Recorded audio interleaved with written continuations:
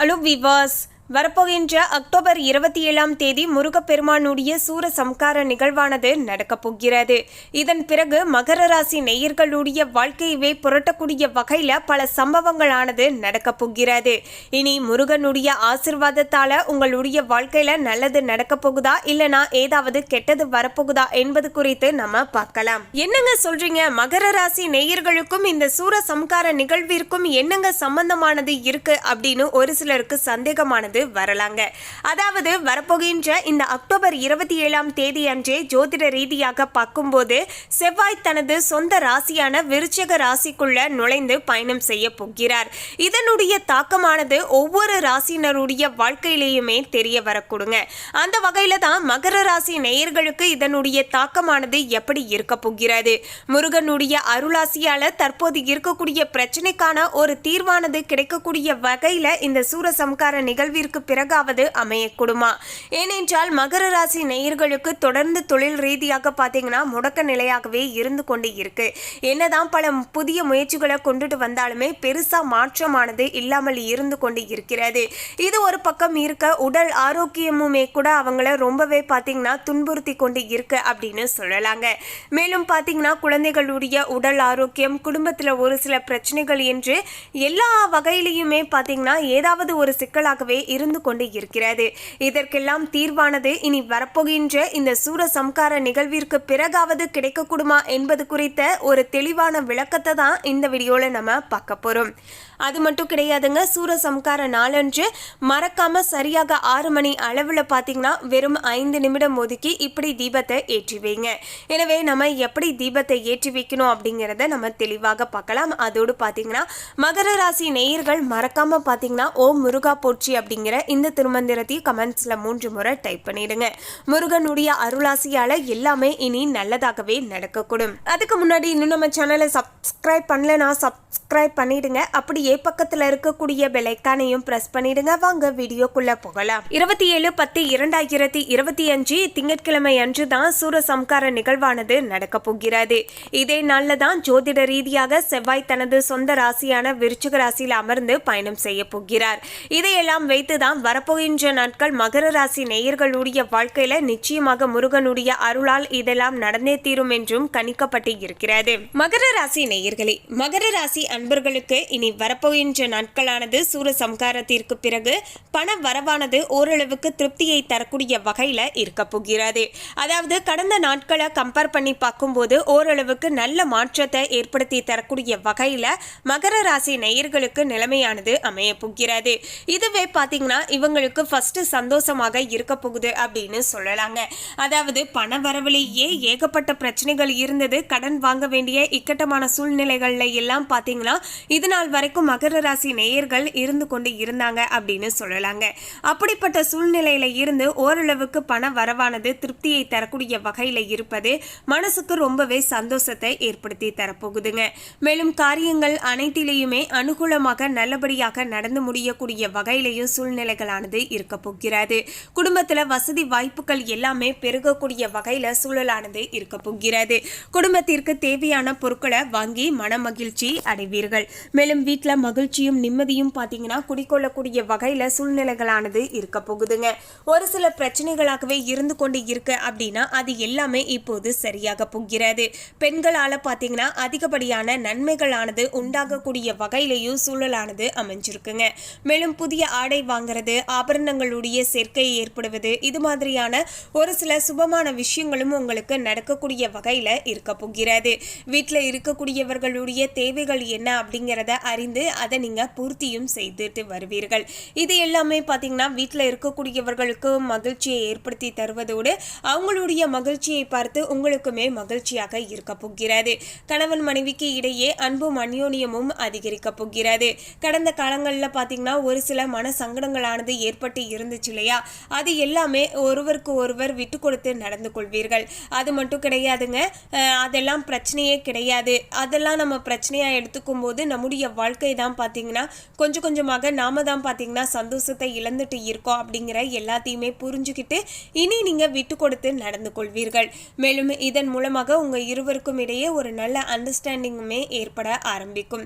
சகோதர வகையில் சில பிரச்சனைகள் ஏற்பட்டாலுமே பெருசாக பாதிப்புகள் எதுவும் இருக்காது அப்படின்னு சொல்லலாங்க. ஸோ சகோதரிகள் மத்தியில் கொஞ்சம் நீங்கள் பார்த்து ஜாக்கிரதையாகவே நடந்துக்கோங்க. அவசரப்பட்டு அவங்க விஷயங்களில் எந்தவித முடிவையும் எடுக்க வேண்டாங்க. எதுவாக இருந்தாலும் யோசித்து நிதானமாக எடுக்க வேண்டியது அவசியம். பிறகு நீங்கள் தான் காரணம் அப்படின்னு சொல்லிட்டு போயிடுவாங்க. ஸோ அதனால் முடிஞ்சளவுக்கு அவங்களுடைய விஷயங்களில் நீங்கள் அதிகமாக தலையிட வேண்டாங்க. அதாவது அவங்களே வாலண்டரியாக வந்து இந்த பிரச்சனை இதற்கான தீர்வு கொடு அப்படின்னா ஓகே நீங்கள் சொல்லலாம். அதை விட்டுட்டு நீங்களா போய் வாலண்டரியாக போயிட்டு அவங்களுடைய பிரச்சனைகளில் தலையிட்டு இது செய் அது செய் அப்படிங்கிற மாதிரி ரொம்பவே பார்த்தீங்கன்னா அவங்கள நீங்கள் ஃபோர்ஸ் பண்ணக்கூடாதுங்க. அதன் பிறகு ஏதாவது பிரச்சனைகள் வரும்போது நீங்கள் தான் காரணம், உன்னால தான் நான் இதை செஞ்சேன் அப்படிங்கிற மாதிரி சொல்லிடுவாங்க.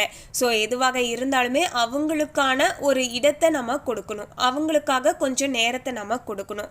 அவங்க என்ன யோசிக்கிறாங்க அப்படிங்கிற விஷயத்துக்காக நம்ம கொஞ்சம் நேரம் கொடுத்தா மட்டும்தான் அதுதான் கரெக்டாக இருக்கும். உங்களுடைய முடிவை அவங்க கிட்ட திணிக்க வேண்டாங்க.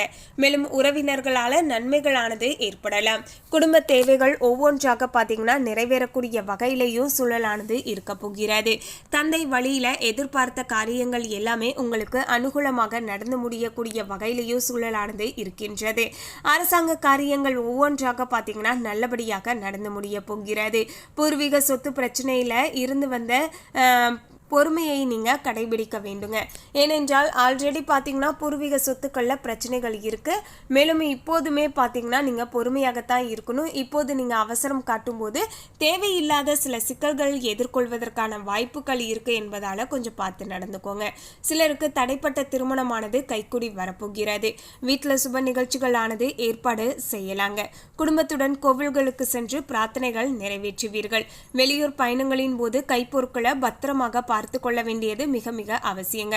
வீட்டில் காணாமல் போன பொருளானது திரும்ப கைக்கு கிடைக்கக்கூடும்.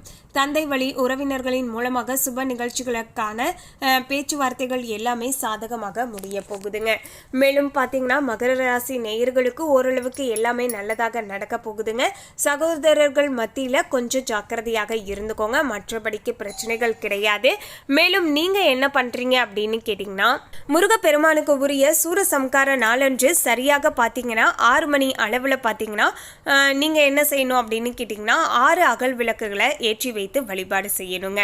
6 அகல் விளக்கையுமே பார்த்தீங்கன்னா வெற்றிலையின் மீது வைத்து வட்டமாக வைத்துக்கோங்க. பிறகு பசு நெய்யை ஊற்றி பஞ்சு திரியை போட்டு தீபத்தை ஏற்றலாம்.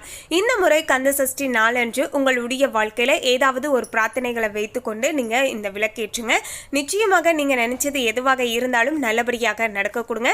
அடுத்த வருடம் வருவதற்கு உள்ளாகவே நீங்கள் நினைச்சது சிறப்பாக நடந்து முடிஞ்சிருக்கும் அப்படின்னு நிச்சயமாக சொல்லலாங்க. மேலும் தொழில் மற்றும் வியாபாரத்தில் லாபமானது அதிகமாக கிடைக்க போகுதுங்க. சக போட்டியாளர்களுடைய மறைமுக எதிர்ப்புகளை நீங்க முறியடிப்பீர்கள். மேலும் பங்குதாரர்களுடன் இணக்கமான சூழ்நிலையானது காணப்பட போகிறது. ஆனாலுமே வியாபாரத்தை விரிவுபடுத்தவோ இல்லைனா புதிய முதலீடு செய்வதையோ கண்டிப்பாக பார்த்தீங்கன்னா தவிர்த்து கொள்வது நல்லதாக இருக்க கொடுங்க. தற்போது என்ன தொழில் செய்றீங்களோ அதையே பார்த்தீங்கன்னா கண்ணும் கருத்துமாக ஜாக்கிரதையாக செஞ்சுட்டு வாங்க.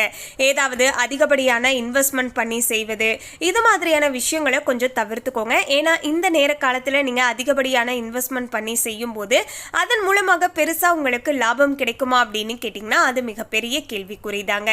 ஸோ இந்த நேர காலத்தில் கொஞ்சம் பொறுமையாக இருங்க. இருக்கின்ற வேலையவே நீங்கள் கண்ணும் கருத்துமாக செஞ்சுட்டு வந்தால் மட்டும்தான் பார்த்தீங்கன்னா அதன் மூலமாக ஓரளவுக்கு லாபமானது கிடைக்க கொடுங்க. மேலும் மற்றபடிக்கு பார்த்தீங்கன்னா மகர ராசி நேயர்களுக்கு பிரச்சனைகள் கிடையாதுங்க.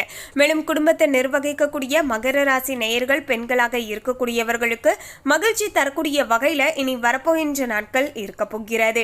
குடும்பத்தில் உங்களுடைய ஆலோசனைகளானது மற்றவர்களின் மூலமாக ஏற்றுக்கொள்ளக்கூடிய வகையிலேயும் சூழலானது இருக்க போகிறது. இதன் மூலமாக ஓரளவுக்கு மகிழ்ச்சியான சூழல்ல இருப்பீங்க அப்படின்னு சொல்லலாம். உறவினர்களும் உங்களுக்கு உதவிகரமாக இருப்பாங்க. அக்கம் பக்கத்தில் இருக்கக்கூடியவர்களின் மூலமாக அனுகூலமானது உண்டாக போகிறது. வேலைக்கு செல்லக்கூடிய பெண்களாக இருக்கக்கூடியவர்களுக்கு எதிர்பார்த்த எதிர்பார்த்த சலுகைகளானது உங்களுக்கு கிடைக்க போகிறது. ரொம்ப நாட்களாகவே ஒரு சில விஷயங்கள் நடந்தால் நல்லா இருக்குமே அப்படின்னு ஆசைப்பட்டவங்களுக்கு இப்போது அந்த விஷயங்கள் எல்லாமே நடக்கக்கூடிய வகையில் இருக்க போகிறது. ஸோ மறக்காம பார்த்தீங்கன்னா மகர ராசி நேயர்கள் கந்த சஷ்டி சூரசம்கார நாளன்று பார்த்தீங்கன்னா நீங்கள் வீடுகளில் விளக்கேற்றி வைத்து வழிபாடு செய்துக்கோங்க. இந்த வீட்டில் நீங்கள் ஏற்றக்கூடிய தீபம் போல உங்களுடைய வாழ்க்கையிலையுமே வெளிச்சகரமான சூழல் உண்டாகும். மேலும் இந்த தகவலை பற்றிய உங்களுடைய கருத்தை கமெண்ட்ல பதிவு பண்ணுங்க. இந்த தகவல் உங்களுக்கு பிடிச்சிருந்தா லைக் பண்ணுங்க, ஷேர் பண்ணுங்க. இது போன்ற சுவாரஸ்யமான தகவலை தெரிந்து கொள்ள சேனலை சப்ஸ்கிரைப் பண்ணுங்க. தேங்க்யூ.